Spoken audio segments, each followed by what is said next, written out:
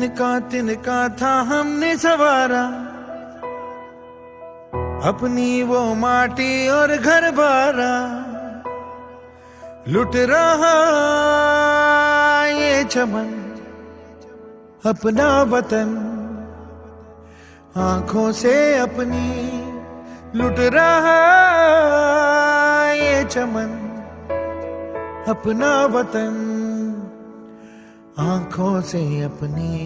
संकल्प बोल के हम तो निकल पड़े, हर द्वार खोल के गगन गए विजयी भव, विजयी भव, गगन गए विजयी भव।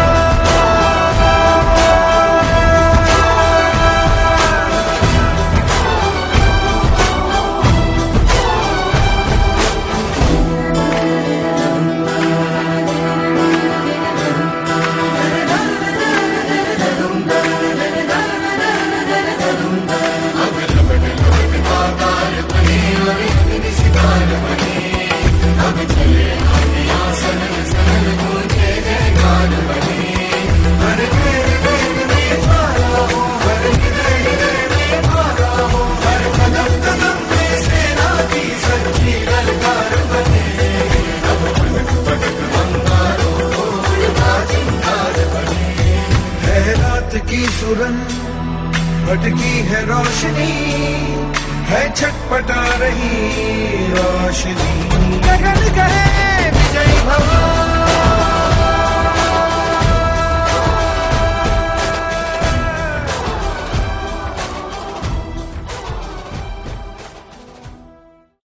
ओम शांति। आज का भट्टी का 38वां दिन। अनावश्यक संग्रहण करना। तो भट्टी के जो 4 नियम है, पहला परिभाषा, जो टॉपिक है उसकी परिभाषा। दूसरा, इस विषय में बाबा ने, साकार बाबा ने, अव्यक्त बाप दादा ने क्या बोला।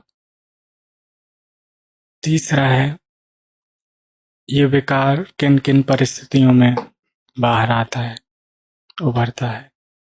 चौथा है इससे मुक्ति की विधि।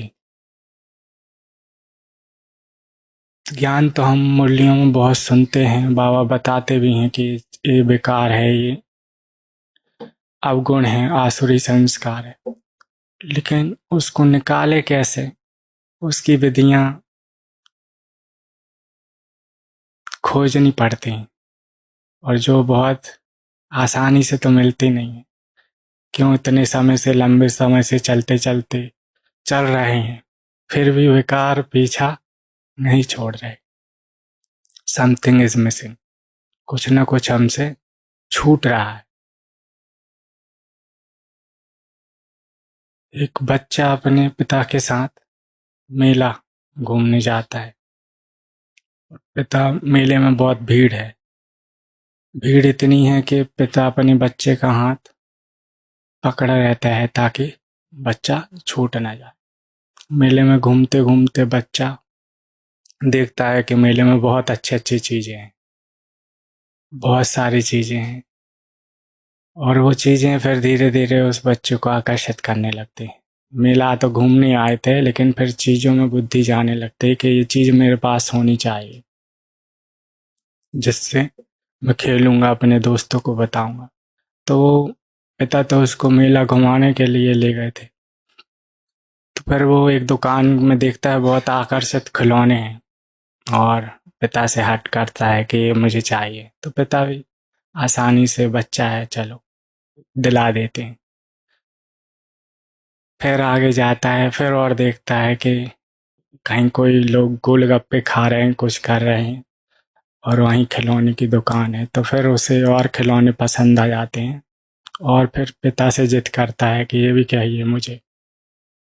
वो खिलौने लेता जाता है, एक हाथ तो फुल हो जाता है। फिर और आगे जाता है और देखता है कि फिर खिलौने हैं, तो फिर जिद करता है, और फिर पिता दिला देते हैं। अब दोनों हाथों में खिलौने हैं, दोनों हाथ भरपूर हो गए उसके, लेकिन पिता का हाथ छूट गया और मेला घूमते घूमते गुम हो गया।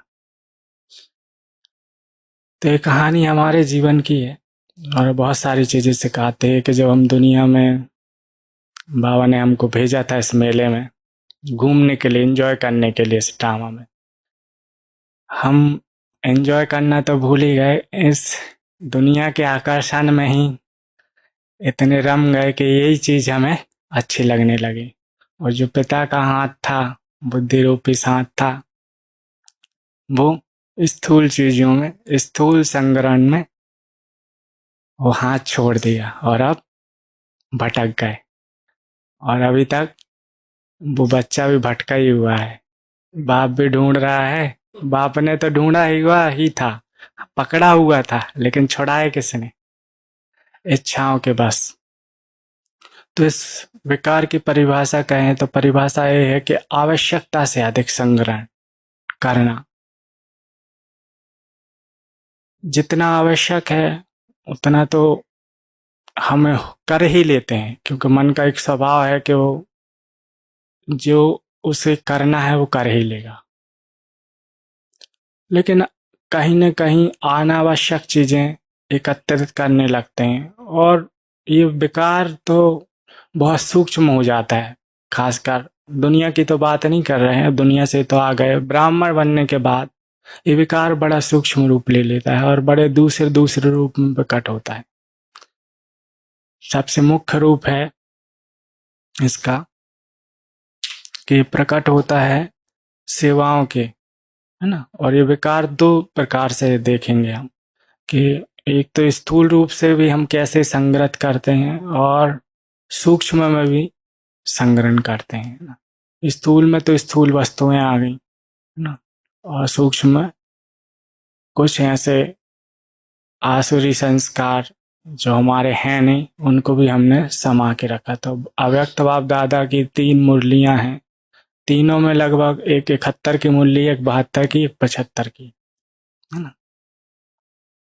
तो बाबा ने तीनों मुरलियों में एक शब्द कॉमन यूज किया है कि संग्रह और संग्राम। तो बाबा ने हर निगेटिव वर्ड को पॉजिटिव किया है। शायद ही दुनिया में ऐसे शास्त्र और ऐसी पुस्तकें होंगी जहां निगेटिव को पॉजिटिव, निगेटिव शब्द को पॉजिटिव रूप में उपयोग किया गया हो, लेकिन बाबा की मुरलियों में हर निगेटिव शब्द के पीछे पॉजिटिव होता है। तो बाबा ने कहा कि संग्रह तो तुमको करना है और संग्राम भी करना है। संग्रह और संग्राम, ये 3 मूल्यों में बाबा ने कहीं ना कहीं दूसरे दूसरे रूप से बोला है। संग्रह करना है, लेकिन किसका संग्रह करना है? ज्ञान का संग्रह करना है, शक्तियों का संग्रह करना है, गुणों का संग्रह करना है और अविनाशी चीजों का संग्रहण करना है, जो भी चीज अविनाशी है। तो बाबा ने, और धीरे धीरे बाबा पॉजिटिव तो लेता है, फिर साथ में जैसे कहते हैं ना दुनिया में कि किसी को, टीचर को सिखाना है ना, तो टीचरों को ट्रेनिंग दी जाती है कि मारना तो आपको है, लेकिन डंडा शहद में भिगो के मारना, डायरेक्ट नहीं मारना। तो बाबा भी ग्रेटेस्ट टीचर है ना, वो तो डांटना तो है उसको, लेकिन प्यार से। इसलिए बाबा पहले टोली खिलाता है, फिर फिर मुलाकात भी करता है और लास्ट में बाबा कुछ बच्चों की कमियां हैं तो वो दिखा भी देता है। तो बाबा ने एक मुरली में 26-10-75 की मुरली है, बाबा ने कहा अपने आप को व अपनी गलती को छिपाने के लिए बहुत वंडरफुल बातें बनाते हैं। आदि से अब तक ऐसी बातों का संग्रह करे तो आजकल के शास्त्रों समान बड़े शास्त्र बन जाए। जो हम बाबा के सामने, वो तो चलो आदि से छोड़ो, अभी अंत की बात कर लें तो ब्राह्मण जब से बने हैं, अगर अपनी हरकतें लिखी जाएं कहीं पर, तो उन शास्त्रों से बड़े शास्त्र बन जाएंगे ना। भगवान का बनने के बाद भी सब कुछ करने के बाद भी ऐसा नहीं है कि हम सारी गलतियों से चूक गए हैं। हो सकता है और ज़्यादा गलतियाँ की हों। दुनिया में जब थे तो शायद इतने पाप न किए हों, भगवान का बनने के बाद उससे चौगुने कर दिए हों। और अब तो हमारे पास ढाल भी है सफ़ेद वस्त्र की। दुनिया में जब हम जाते हैं सामने, उनके सामने होते तो वो तो यही समझते हैं आध्यात्मिक व्यक्ति हैं। और रिस्पेक्ट रिगार्ड बाहरी आवरण का होता है, और उससे क्या है, हमारा अहंकार पुष्ट हो जाता है, और उसके कारण जो हमारी अंदर दृष्टि जानी चाहिए थी वो नहीं होती है ना। जो भी चीजें हमें मिलती हैं ये बाहरी वेशभूषा के कारण मिलती हैं। इसलिए दुनिया में सन्यासी साधुओं का पतन क्यों हुआ है? कहीं ना कहीं जो गलतियां होती हैं वो जो प्रभु देन है उसको खुद का मान लेते हैं। जो भी हमें चीजें प्राप्त हो रही हैं वो प्रभु देन है, ईश्वरी प्रसाद है। और उसको कहीं ना कहीं हम, चाहे ज्ञान सुनाना हो, चाहे जीवन परिवर्तन किया हो अपना, आपकी क्या हैसियत थी कि आप अपने जीवन को परिवर्तन कर लेते अपनी सामर्थ्य से? असंभव। चाहे कोई कितना भी कहे दुनिया में लोग, जब तक परमात्मा कृपा नहीं होती, जब तक आत्म क्रांति नहीं होती, आत्म क्रांति नहीं होती, जब तक आत्म परिवर्तन नहीं होता। वो परमात्मा की कृपा होती है। और उसको कहीं ना कहीं हम, चाहे ज्ञान ही कहो, ज्ञान का चिंतन कहो, चाहे कुछ भी कहो, वो सब प्रभु देन ही है। और उसको अपना काम कराना है वो करा लेगा। भले हम मुखौटे पहन के जी रहे हैं, आज माइक के सामने हैं तो कुछ और चीजें हैं, कल सामने बैठे हों तो अलग, एक अलग व्यक्तित्व है। तो ये किन किन परिस्थितियों में उभरता है, इसके कुछ रीजन है कि जब हम व्यक्तित्व की चोरी करते हैं। व्यक्तित्व की चोरी, एक स्थूल चोरी से व्यक्ति उतना पाप नहीं करता। स्थूल चोरी में तो एक का ही नुकसान करता है, लेकिन जब हम व्यक्तित्व की चोरी करने लगते हैं तो हम दो का नुकसान करते हैं। स्वयं का सबसे ज्यादा नुकसान हमारा स्वयं का होता है, लेकिन हमें समझ में नहीं आता है ना। स्थूल चोरी करते हैं तो दुनिया में लोग कितना वो कर देते हैं भाई, एक निर्धारित सजा होती है, सारी चीजें होती है स्थूल चोरी करने वाले, है ना। जब हम व्यक्तित्व की चोरी से मतलब है कि हम अपने आप को स्वीकार नहीं करते। किसी व्यक्ति में इवन विशेषताएं भी देखते हैं तो उसकी भी चोरी करने की कोशिश करते हैं, जबकि बाबा ने तो इसकी छूट दी है, लेकिन किस रूप में दी है उस रूप को हम नहीं जानते। जैसे कि कोई ब्राह्मण है और वो सब सही दिख रहा है हमें उसके जीवन में, लेकिन कुछ नियम के विरुद्ध भी वो काम कर रहा है, मर्यादाओं के विरुद्ध भी वो जा रहा है, लेकिन उसके साथ सारा चीजें अच्छी हो रही, क्योंकि जो उसके निमित्त हैं उसको पता नहीं कि किस तरीके से क्या क्या कर रहा है, लेकिन उसकी वाह वाह ही हो रही। तो हमें भी लगता है, हमें जबकि उसकी दोनों चीज पता है, कमजोरी भी पता है, विशेषताएं भी पता है, लेकिन हम उसकी, कभी कभी हमारी आंख ना जो है विशेषताओं को नहीं देखती, कमजोरी को पहले देख लेती। और इसके अंदर ये कमजोरी है, फिर भी ये तो उन्नति ही कर रहा है, तो मैं भी क्यों ना करूं। और हम भी उस व्यक्तित्व की चोरी करके ऐसा करने लगते हैं। दिखने में उन्नति ही होती है, लेकिन व्यक्ति स्वयं जानता है कि हम कितने दुखी हैं।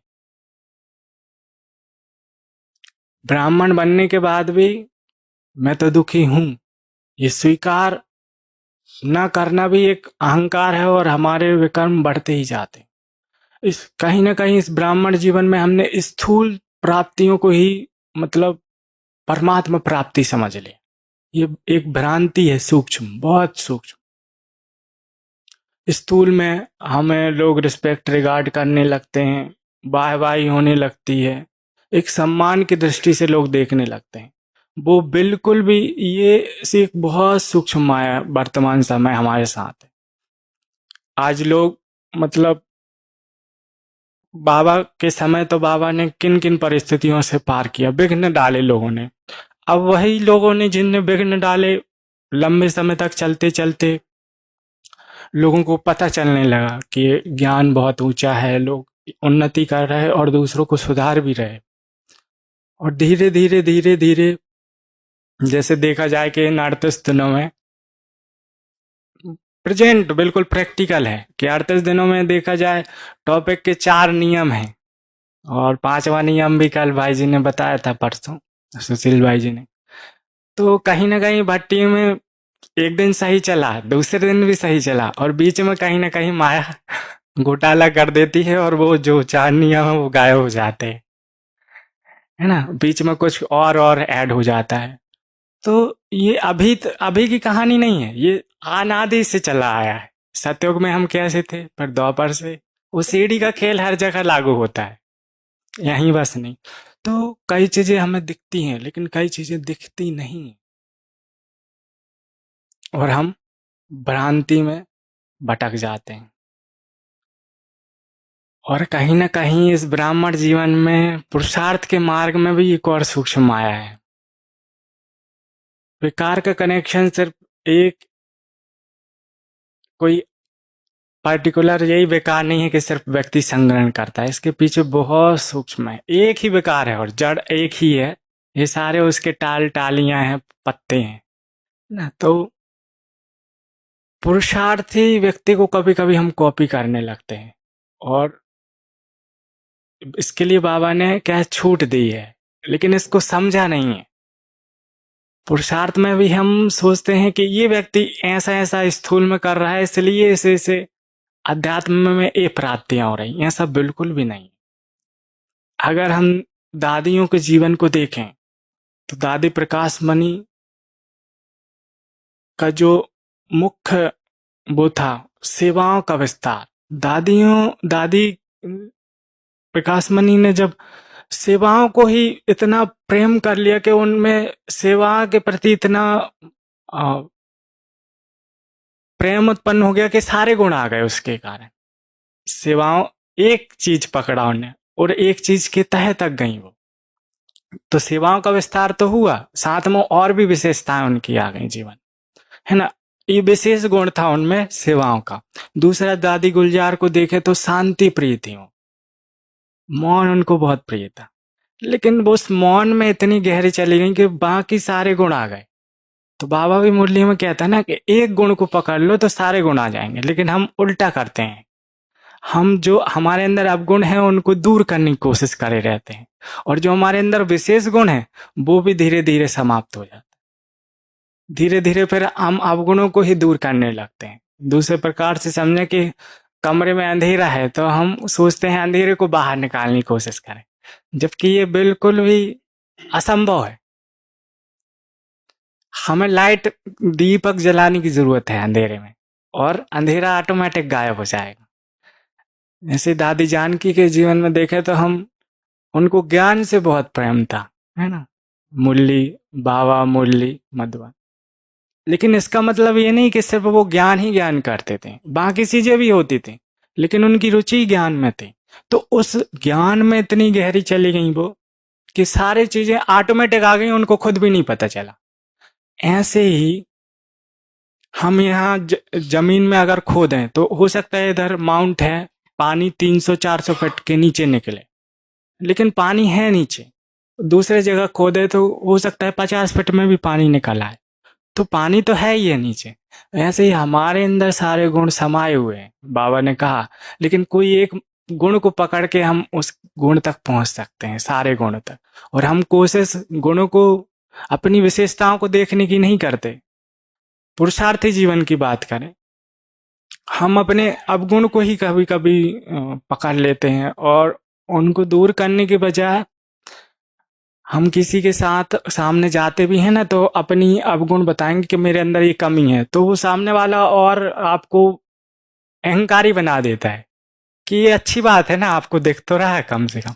और वो चीज क्या है, दूसरा रूप ले लेती है सूक्ष्म रूप में कि हाँ मैं तो सही हूँ, मैं तो ढूंढ रहा हूँ, कोशिश तो कर रहा हूँ कम से कम अपने विकार को ढूंढने की, क्योंकि दूसरे ने सपोर्ट कर दिया हमको। और उसके जो मानसिकता में आपके प्रति पॉजिटिव इमेज बन जाती है और उसको भी हम कभी कभी ये सोच लेते हैं कि हाँ ये तो ठीक है, मैं भी कुछ हूँ, मैं भी मतलब खोज कर रहा हूँ अपने विकार की। लेकिन ये लड़ाई बेकार की ना बाहर की तो है नहीं, ये अंदर की है। हो सकता है आज जो इधर व्यक्ति बैठा है ना, वो कुछ और, क्योंकि हमारे दिन भर में व्यक्तित्व चेंज होते हैं। जब हम सुनाना होता है तो हमारा व्यक्तित्व अलग होता है, जब हम कर्म क्षेत्र में होते हैं तो टोटल अपोजिट। आज हम हो सकता है क्रोध के बारे में कहें तो हो सकता है संगठन के बारे में हम बात कर रहे हैं, ये बेकार है। हमने ही कमरे में बहुत कुछ संग्रहित करके रखा हो, ये थोड़ी दिखता है ना। ये व्यक्ति बस दिख रहा है इस व्यक्ति ने पीछे क्या किया है, पास्ट में क्या करके आया है ना, क्या क्या चीजें रखी हुई हैं, वो तो आप लोगों को नहीं दिखता। सिर्फ जो हम सुना रहे हैं, और सुनाने में रस मिलता है और सुनने में भी रस मिलता है ना। तो अच्छी बात है, तो सुनाना बहुत सरल है। तो बाबा भी कहता है ना, ज्ञान सुनाना सरल है। तो ये कुछ परिस्थितियों में निकलता है तो व्यक्तित्व को हमें झांकना है। विधियां भी देखेंगे, लेकिन कब कब ये उभरता है ये देखना है। तो कभी कभी हम पुरुषार्थ, तीव्र पुरुषार्थ के मार्ग में जब निकलते हैं आगे और लोगों की सेवाएं होती हैं, तो एक स्थूल रूप से भी हमें कुछ चीजें मिलना शुरू हो जाती हैं, है ना। क्योंकि ये परमात्मा रचा हुआ यज्ञ है, तो हर कोई चाहता है कि हम अपना भाग्य बना लें।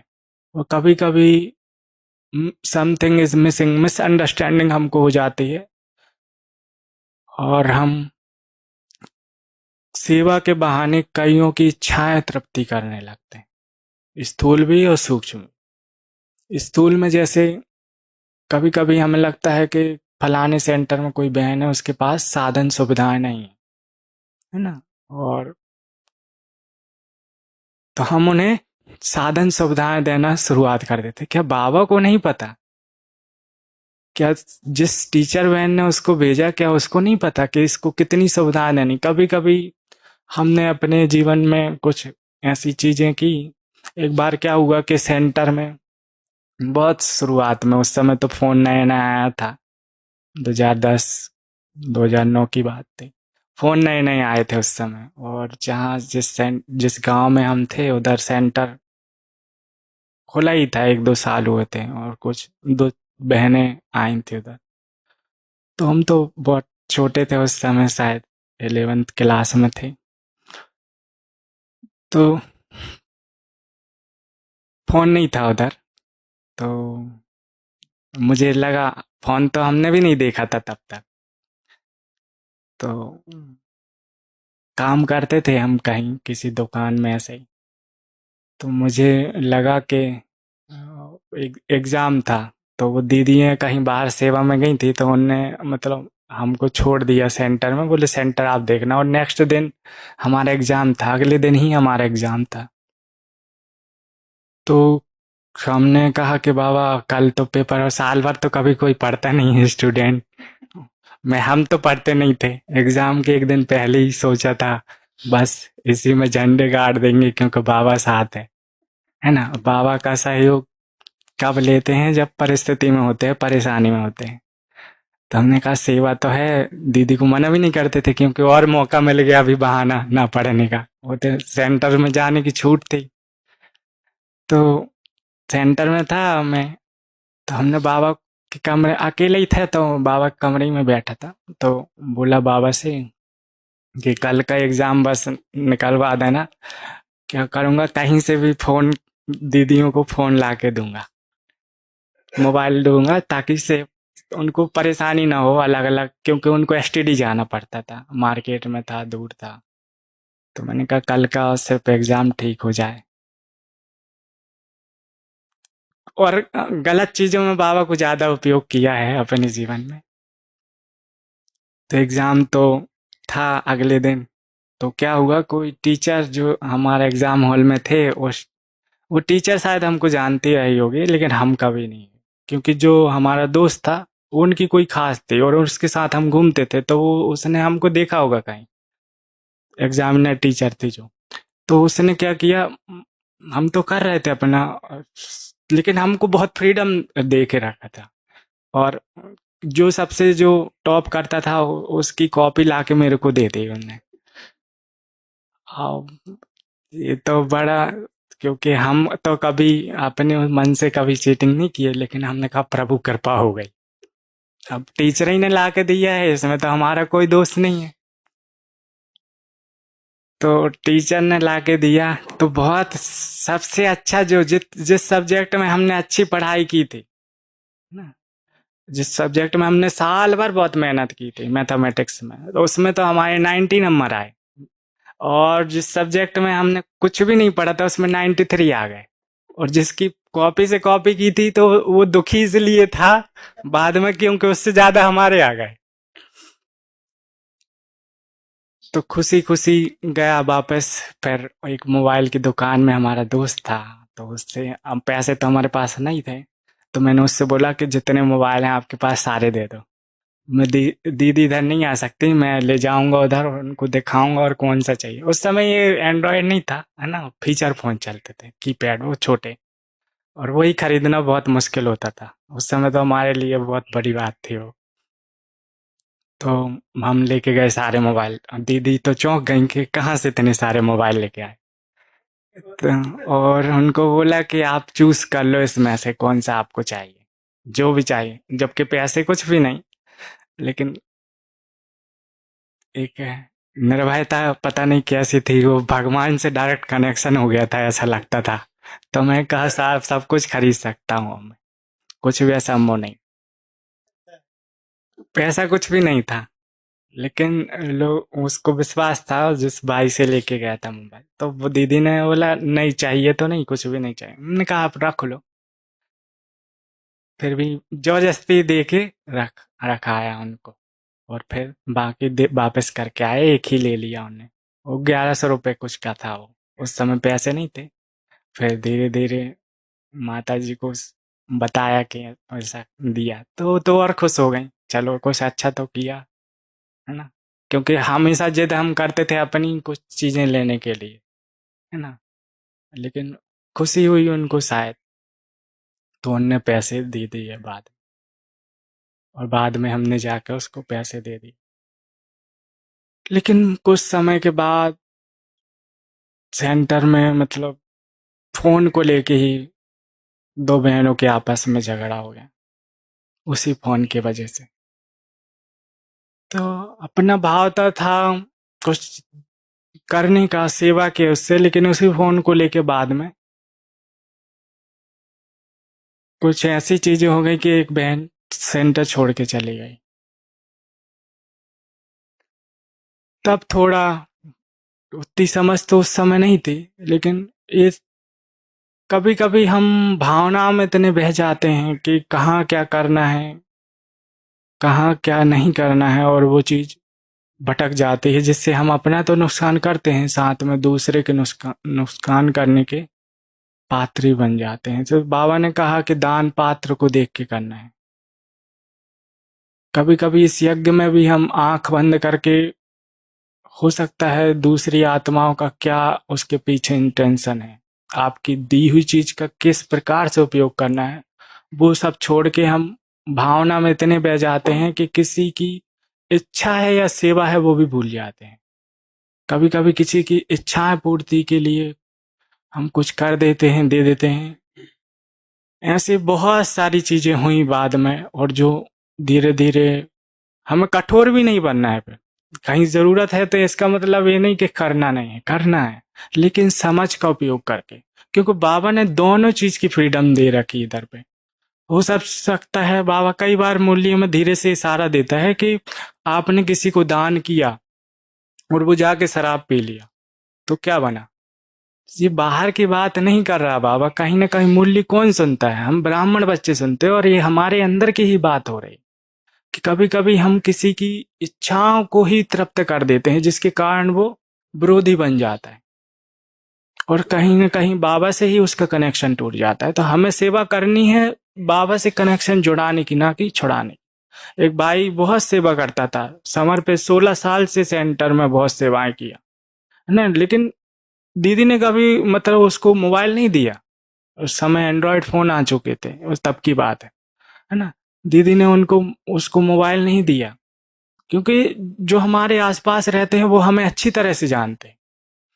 और हम कभी कभी चोरी करके किसी को छुपा के, जब समर्पित का फॉर्म भर रहे थे उसमें एक नियम था, आपको किसी के पर्सनल जीवन में इंटरफियर नहीं करना है और पर्सनल किसी की पूर्ति नहीं करना है। भाई, विशेषकर भाइयों को बहनों की पर्सनल लाइफ में इंटरफेयर नहीं करना है और बहनों को भाइयों की, है ना। और कभी कभी ऐसा होता है कि छुप छुप के भाई का भी बहनों को मोबाइल दे देते हैं कि लो सेवा के लिए, और कभी कभी वो आपने दी सेवा के लिए, वो और जो चीज दी आपने, हो सकता है बहन ही का उस चीज के कारण आपसे लगाव हो जाए, और कोई सेवा तो छोड़ो, वो आपस में फैमिलियरिटी हो जाए और धीरे धीरे पतन हो जाता है। तो स्थूल चीजों में भी हमें देखना है कि आवश्यक संग्रहण का मतलब है कि सेवा की जरूरत है तो जरूर लो, और सेवा की जरूरत नहीं है तो अपनी इच्छाओं को थोड़ा पहचानना है कि कहीं मेरी इच्छा तो नहीं है ना। कहीं कहीं सेवाएं रुक जाती हैं, इसका संसाधन का जब हम उपयोग नहीं करते तो सेवाएं रुक भी जाते हैं।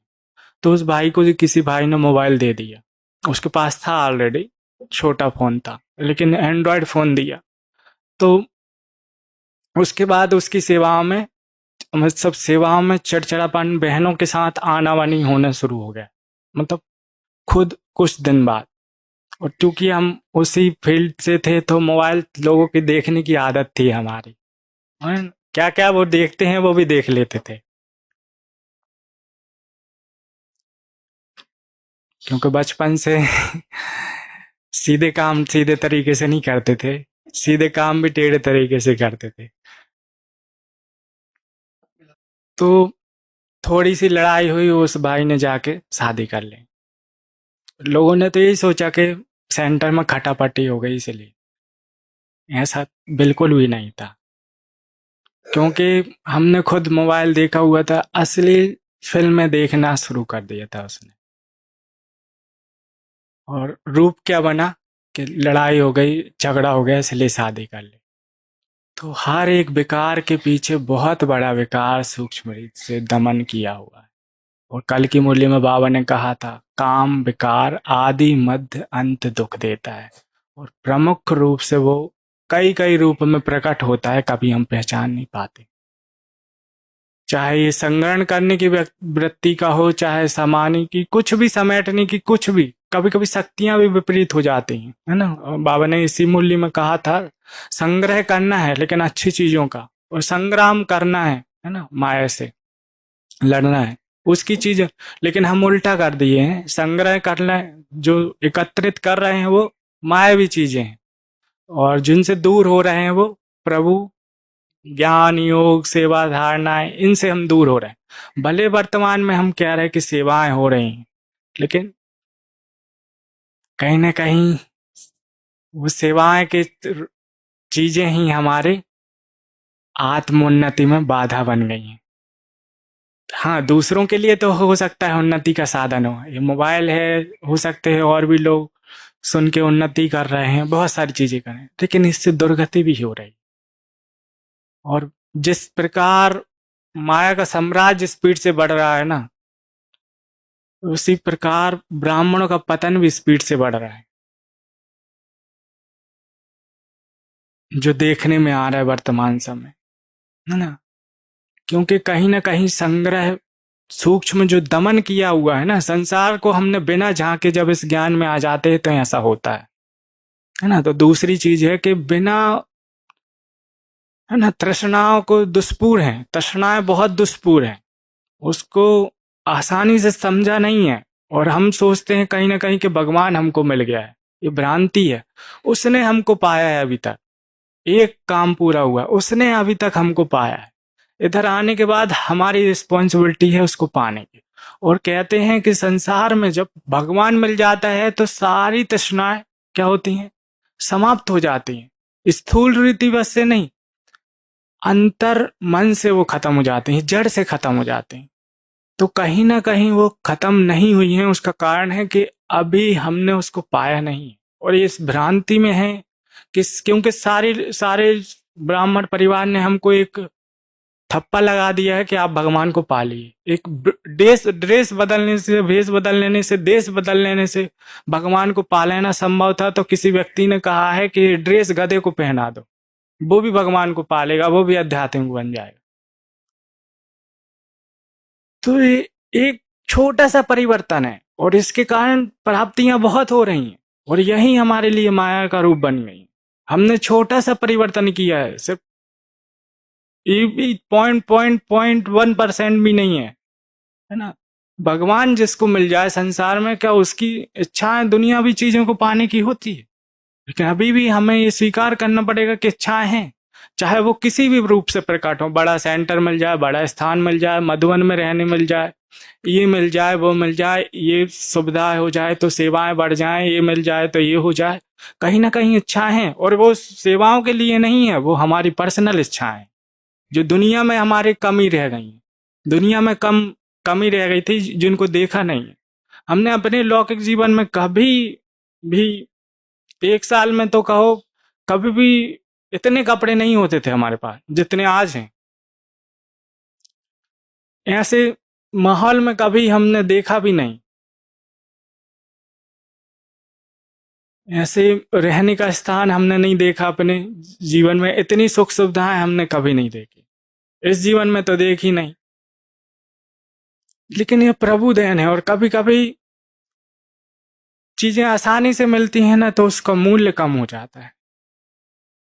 वो दिन भी हमको याद है कि कभी कभी खाने को नहीं मिलता था, और इधर कितनी चीजें हैं। तो कभी कभी आसानी से कुछ चीजें मिल जाती हैं बिना मेहनत के, तो उसका मूल्य कम हो जाता है। और भक्ति में कितने वादे किए थे कि भगवान मिल जाए, सब चीज छूट जाए, लेकिन अब वही मिल गया, लेकिन सारी चीजें पकड़ गई। और चीजें इतनी पकड़ ली कि वही सब वही छूटने का वो हो जाता है। चीजें हमने इतनी पकड़ ली कि भगवान ही छूट रहा है, ऐसा लगता है कभी कभी। कहीं ना कहीं हमने माया को भी ढाल बना के रखा है। कुछ कमजोरी हैं तो हम सोचते हैं माया है, कुछ परिस्थितियां आती हैं तो सोचते हैं माया है, जबकि ऐसा नहीं है। हमारी इच्छाएं, वो वासनाएं हैं जो अंदर दबी हुई थी, और वो प्रकट होती हैं। उस समय हम साक्षी नहीं रह पाते, और उन परिस्थितियों के घेरे में आके, जैसे अभिमन्यु चक्रव्यूह को तो तोड़ना जानता था, लेकिन उससे निकलना नहीं जानता। ऐसे ही हमको दोनों चीजें सीखनी है। हम पतंग उड़ा रहे हैं, उसको अगर पकड़े भी रहे टाइट तो वो ऊपर नहीं जाए, और उसको ढील देते रहे निरंतर तो एक नीचे गिर जाए। उसको पकड़ना भी है, खींचना भी है, ढील भी देनी है, लेकिन समता, दोनों को बैलेंस। इस ब्राह्मण जीवन में हम कभी कभी बहुत टाइट बन जाते हैं पुरुषार्थ को लेके, कई चीजों को लेके, और कभी कभी इतने आलसी, इतने ढीले हो जाते हैं कि पतन हो जाता है।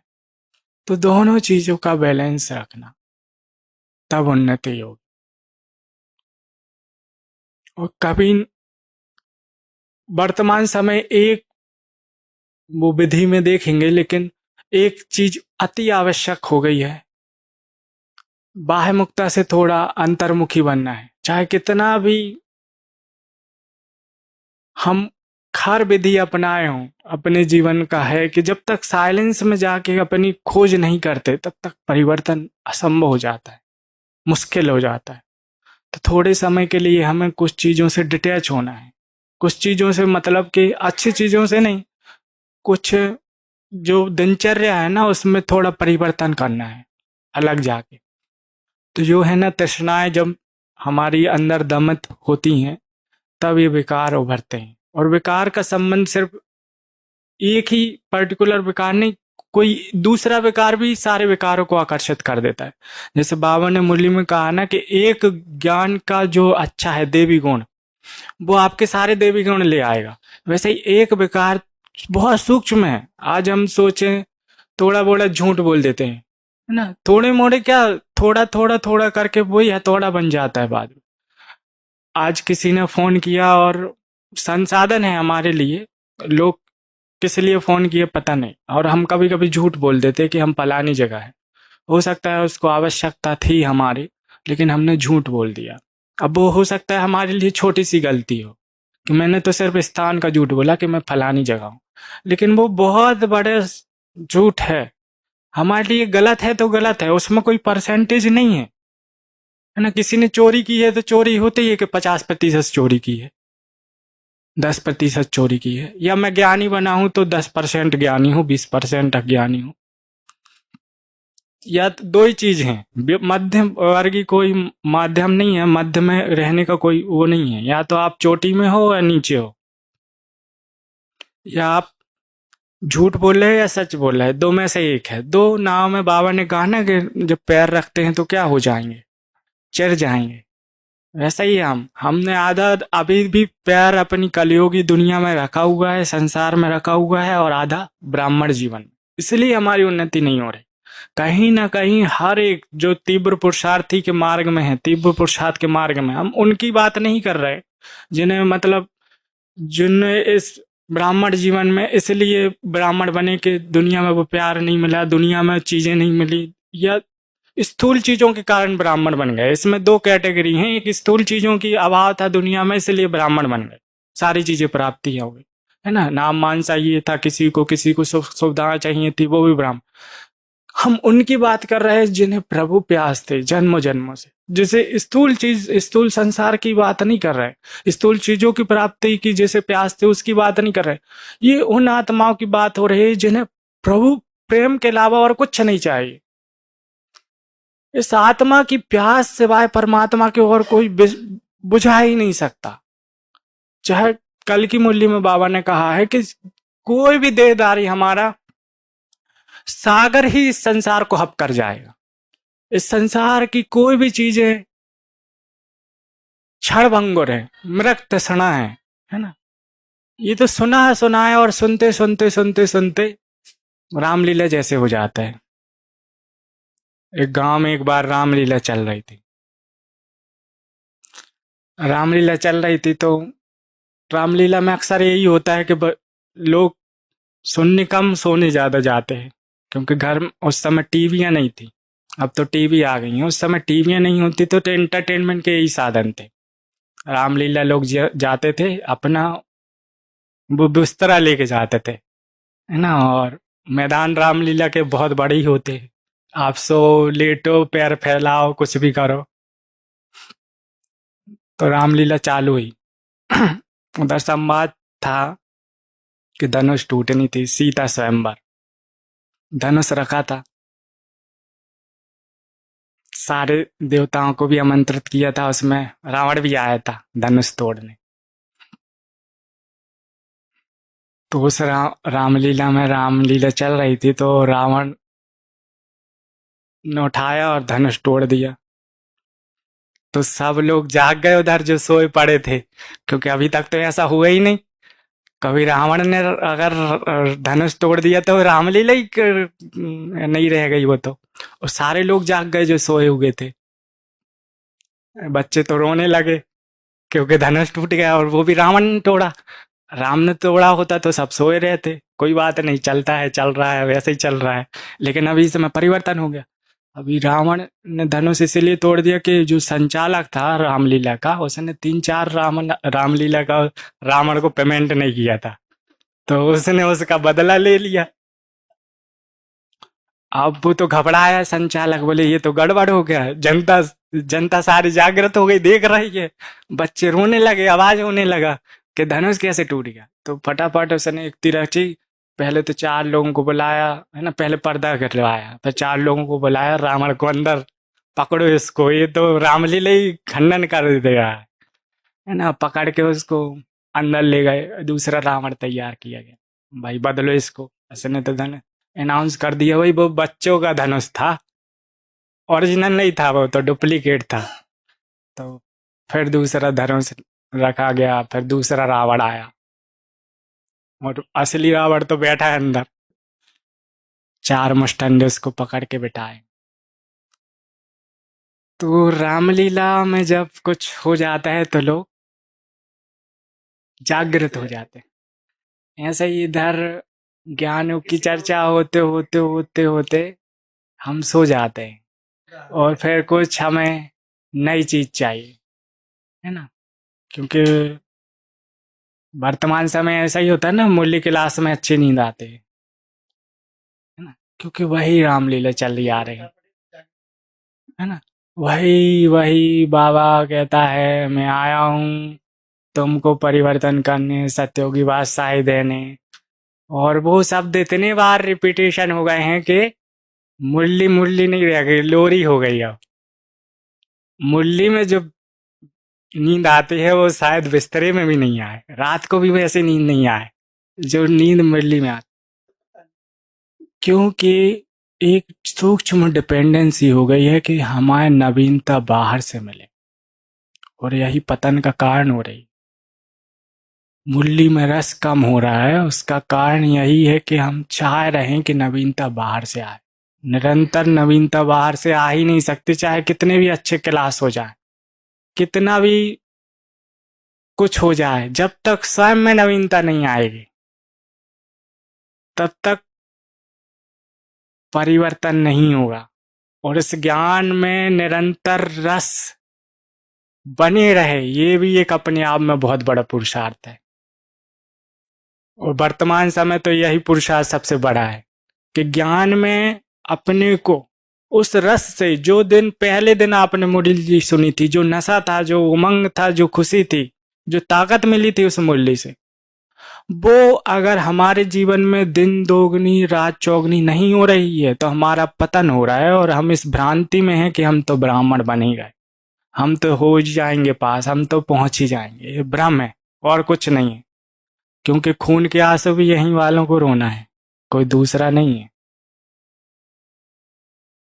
और इसका मतलब मुरली में रस नहीं आ रहा है तो किसी को दिखाने की जरूरत नहीं है कि हम तो बहुत रस ले रहे हैं। जागे हुए बैठे हैं तो दो प्रकार की निंद्रा है मुरली में।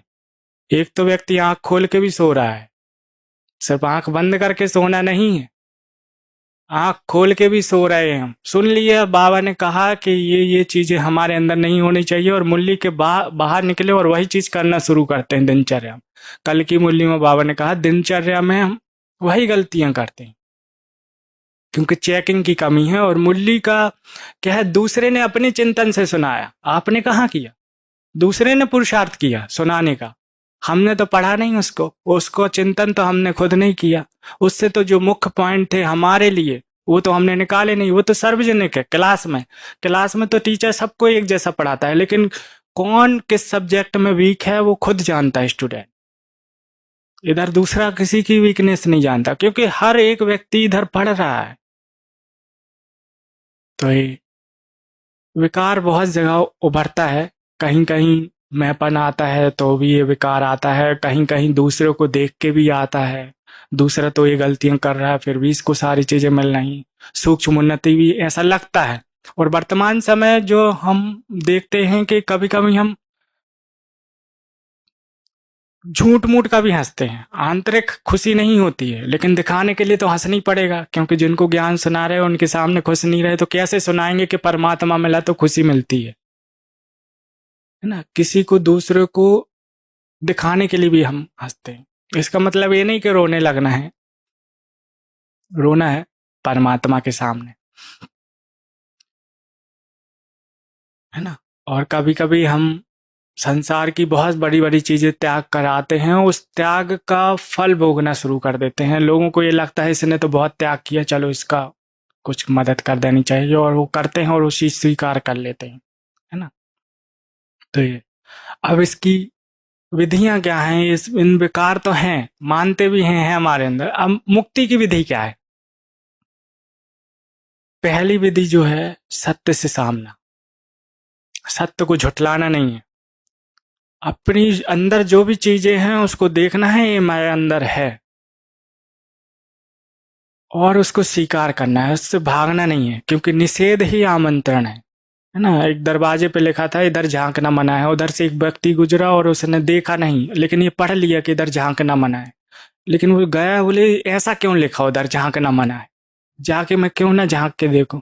लेकिन अपने मन को समझाया, क्योंकि अभी लोग हैं उधर पे, और लिखा है झांकना मना है। जाता है, रात को नींद नहीं आती उसको, करवटें बदलते रहते हैं, ऐसा क्या है उधर जो झांकना मना है। और रात को फिर आता है वो, और उधर झांक के देखता है कि गधे की लीद पड़ी है और बदबूदार कमरा है। और फिर पश्चाताप होता है, यार ठीक लिखा था झांकना मना है, लेकिन झांक लिया आके, है ना। तो बाबा ने कल कहा है कि काम विकार जो है आदि मध्य अंत दुख देता है, उसको नहीं भोगा तो भी एक तृष्णा है अंदर सूक्ष्म के, काश भोग लिया होता, है ना, काश इधर। और ऐसा नहीं है, हर एक आत्मा ने उसका अनुभव किया है, इसलिए परमात्मा की खोज की है। क्योंकि सबसे बड़ा जो दुनिया में सुख मानते हैं वो वर्तमान समय वही है ना। पाश्चात्य मेडिकल में कल बुक पढ़ रहे थे, विदेश में लोग शादी इसलिए नहीं करते, है ना, या उधर जो सेक्सुअल एक्टिविटी हैं वो इसलिए नहीं होती कि उसमें उनको रस है। वर्तमान समय एक ऐसी बीमारी आ गई है कि लोग निंद्रा में प्रवेश करने के लिए उस विकार में जाते हैं। मतलब अलग अलग तरीके से आप देखें तो विकार कहीं ना कहीं व्यक्ति के जीवन में अलग अलग रूप से आ रहा है। क्योंकि इस विधि में एक है भोजन, जब इसके तह पे हम जाते हैं, कोई भी विकार प्रकट होने का एक स्थूल सबसे बड़ा वो जो अभी वर्तमान में कारण है वो है भोजन। जैसे ही हम आध्यात्मिक जीवन में आते हैं तो हम कई चीजों को ढांकने की कोशिश करते हैं ज्ञान के माध्यम से। तो भोजन जो है, क्योंकि हमारे अंदर जो ऊर्जा है निरंतर वो बन रही है। शरीर एक ऐसा मशीन है जो जिसको साइंस ने भी अभी नहीं समझा है अच्छे से। हमारे अंदर निरंतर ऊर्जा बन रही है, निरंतर ये शरीर में कुछ भी डालो वो ऊर्जा ही बना रहा है ना। उस ऊर्जा को हम व्यर्थ चीजों में भी नष्ट कर रहे हैं। स्वामी विवेकानंद ने कहा है कि मुझे ऐसे अपने जैसे 100 ब्रह्मचारी मिल जाए तो मैं दुनिया को बदल दूं, दुनिया का वो कर दूं। तो एक प्रश्न ये है कि क्या ब्राह्मण संसार में इतने पक्के ब्रह्मचारी नहीं है फिर? तो ब्रह्मचर्य सिर्फ विकार में जाने से ब्रह्मचर्य भंग नहीं होता। कई ऐसी चीजें दिनचर्या में हम कर रहे हैं जिससे ये ज्ञान संकल्पों को लेवल का है, तो हमारे संकल्प भी कहीं ना कहीं विकारी होने के कारण जो ऊर्जा है वो नष्ट होती है। क्योंकि ऊर्जा का सिद्धांत संकल्पों से है, बहुत गहरा कनेक्शन है संकल्प से। हमारा खुद साइंस तो इसको बीमारी कहती है, लेकिन हमें बहुत पसीना आता है, बहुत ज्यादा, इसका इलाज कहीं भी नहीं है। लेकिन इसको जब हमने समझा ये कब कब आता है, जब हमारे संकल्प, हमको संकल्प आ जाता है ना कि डर डर या अंदर से कुछ डर या संकल्पों में थोड़ी हलचल होती, तब ये बहुत ज्यादा निकलता है। और जब हमको इसका ख्याल नहीं होता तो पसीना नहीं निकलता है। जब हमें जैसे ही स्मृति आती है कि अभी तक पसीना नहीं निकला, और ये निकलना शुरू हो जाता है, और वो इतना निकलता है कि तो कहाँ से हो रहा है। इसमें सिर्फ स्थूल शरीर का संबंध नहीं, इसमें संकल्प जुड़े हुए हैं। संकल्प और भोजन का बहुत गहरा कनेक्शन है। तो हमने बहुत डॉक्टरों को दिखाया, बहुत कुछ किया, लेकिन जब भोजन में कुछ चेंजेस करे तो हमारे 29 एज है, 29 साल में हमने कभी एक दिन भी ऐसा नहीं देखा कि पसीना न निकला हो। लेकिन इधर पे जब भोजन के ऊपर काम किया तो 5 दिन ऐसा था जब पसीना नहीं निकला। और ये पता भी है कि किस तरीके से ठीक होगा, फिर भी हम नहीं कर पा रहे। ये संकल्पों की कमजोरी। और ऐसे ही विकारों के ऊपर है, हमें विकार पता है और वो कैसे दूर होते हैं उसको टच भी किया है, उसका रस भी हमने लिया है कि निर्विकारी जीवन का रस क्या है। लेकिन वो निरंतर नहीं कर पा रहे क्योंकि संकल्पों में वीकनेस है। और उसका एक मुख्य कारण है दिनचर्या में अलबेलापन। दिनचर्या में अलबेलापन है, और भोजन भोजन में संयम नहीं है हमारा। कहीं ना कहीं हम उसमें रस के वशीभूत हो ही जाते हैं।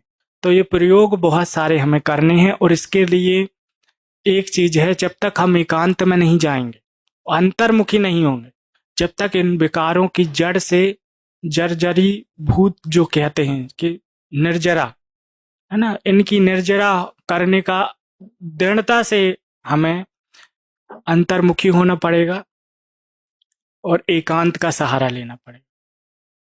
और एकांत में दोनों चीज होंगी। ये विकार बहुत तेजी से उभरेगा भी, उस समय हमें साक्षी होना है। और विकार जब निकलने की कोशिश करता है, हम क्या करते हैं, दबा देते हैं कि ये तो गलत है, ये तो वो है, और उसको निकलने नहीं देते और वो मर्ज रहता है। जैसे बीमारी हो जाती है कोई और पस है जो, अगर उसको हम अंदर ही रख रहे हैं तो घाव कभी ठीक नहीं हो। ऐसे ही विकार है।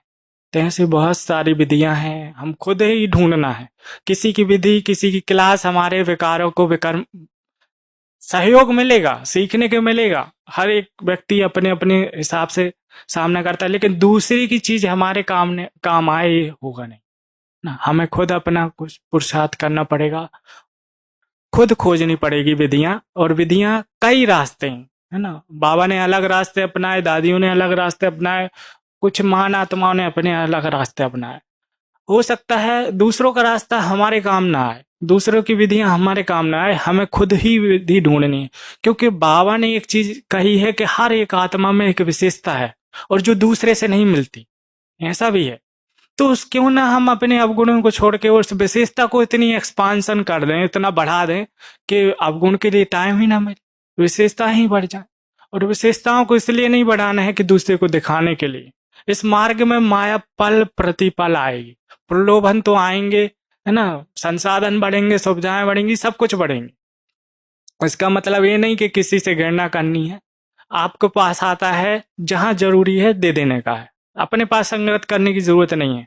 क्योंकि किसी व्यक्ति ने कहा है कि यात्रा उतनी आसान होगी सामान जितना कम होगा, स्थूल और सूक्ष्म।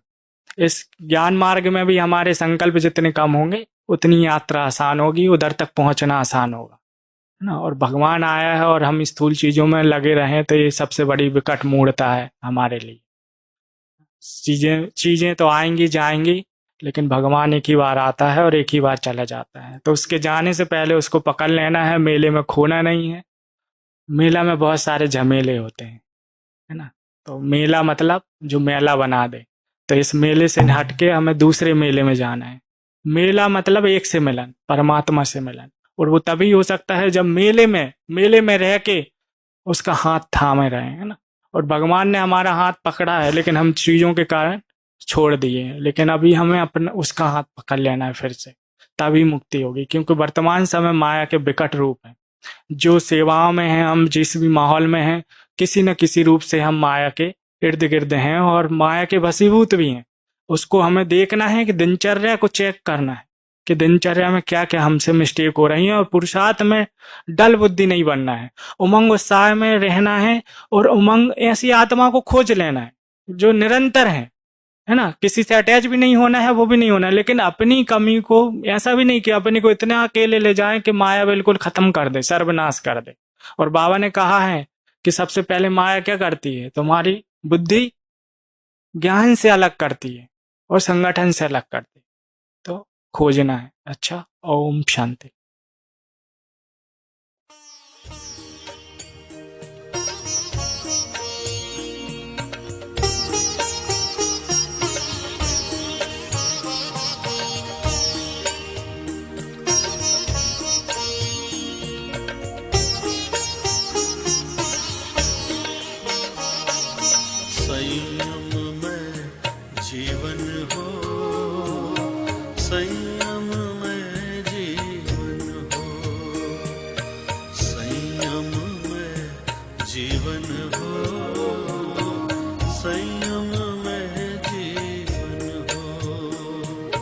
नैतिकता की सुरसरिता में जन जन मन पावन हो, संयम में जीवन हो, संयम में जीवन हो, संयम में जीवन हो।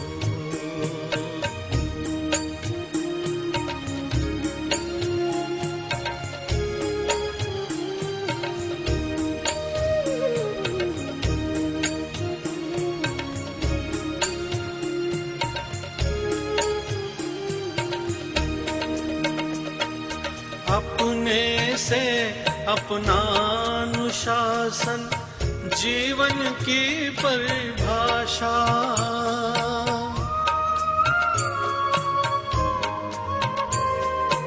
अपने से अपना अनुशासन जीवन की परिभाषा।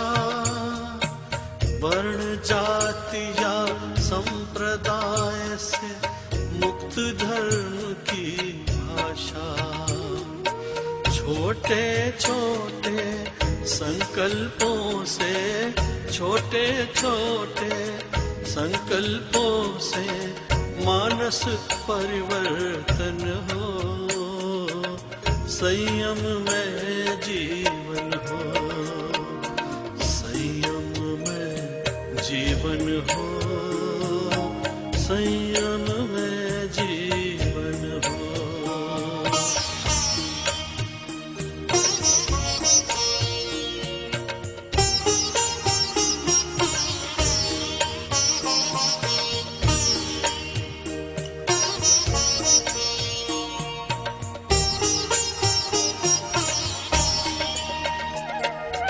मैत्री भाव हमारा सबसे प्रतिदिन बढ़ता जाए। मैत्री भाव हमारा सबसे प्रतिदिन बढ़ता जाए। समता सह अस्तित्व समन्वय नीति सफलता पाए। शुद्ध साध्य के लिए नियोजित, शुद्ध साध्य के लिए नियोजित मात्र शुद्ध साधन हो।